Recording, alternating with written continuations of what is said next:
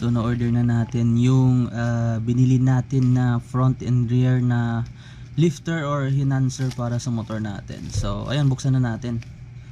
Para ito sa Honda Beat Street na let's unbox this parcel galing sa Shopee. So pakita ko sa inyo guys kasi may i-modified tayo na na parte ng motor natin. So unbox na natin ito.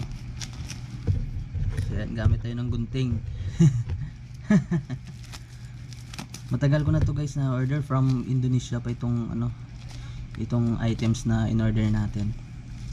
So kasi balak ko mag supermoto na build eh. So ayan, hirap buksan ha. Buksan natin. Simple lang yung packaging nya. Kasi naman to eh, metal naman to sa loob. Hindi naman siya mababasag. Yan, sobrang dali lang buksan. Plastic lang ang puhunan.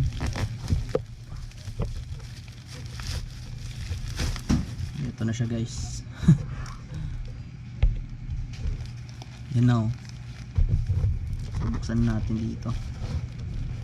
Ito na pala. Hindi na siya mapulit eh.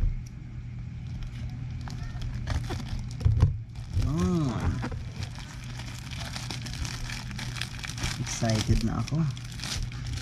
So ayan, wala na. Ayan oh. Wow, ganda. Ganda naman nito. So una-una itong oil seal. Ano na siya guys. Oil seal na siya sa dust seal para sa port natin. So na to, libre na to ng seller. So hindi ko to in order guys ha. So may pa free si seller na oil seal from Indonesia.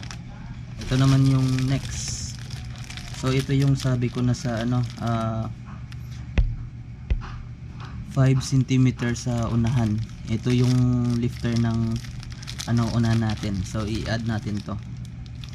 So para tumaas. Then yung naman, ito yung sa rear shock natin. So ito naman yung niya, lifter nya. So enhancer nya. So buksan na natin. Hindi ko na nabuksan yung isa. Wow. Ganda naman nito. Ayun oh. So ipakita ko lang sa inyo sa next vlog siguro. So ngayon guys, unbox lang yung gawin natin. So ito yung sa rear. 5 cm lang. So tapos may sa kasama na siyang free sticker. Tapos ito naman yung support. Buksan na natin. Hindi ko alam kung pa to, na pinag-aralan ko pa kung paano ikabit.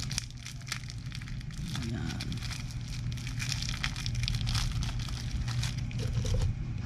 Yan, ito yung spring. Additional na spring.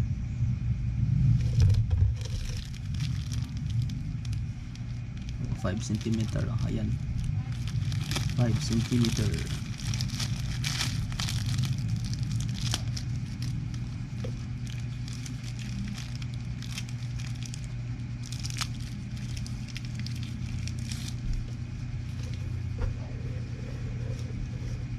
So ayan, ito yung nilalagay sa extension sa natin sa loob ng fork.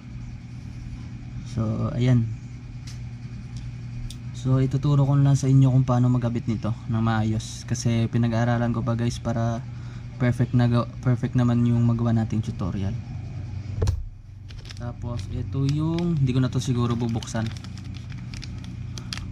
Oil seal to. Fork seal, ayan oh. Nakalagay o dust seal para sa port. Ayan, ito lang yung makikita nyo. So ayan, ito lang yung makikita nyo lahat. Ito lang yung kasama. Ito yung libre guys sa pag-order nyo. Ilalagay ko na lang yung link sa description down below natin para madali nyo ma-place for Honda Beat Street. Ayan, na motor. So ayan, maraming salamat sa panonood ng video na to. So sana nagustuhan nyo itong mini unboxing natin. So ayan, sa susunod na vlog i-update ko kayo, magmo-modify tayo. So Renz TV here, peace out.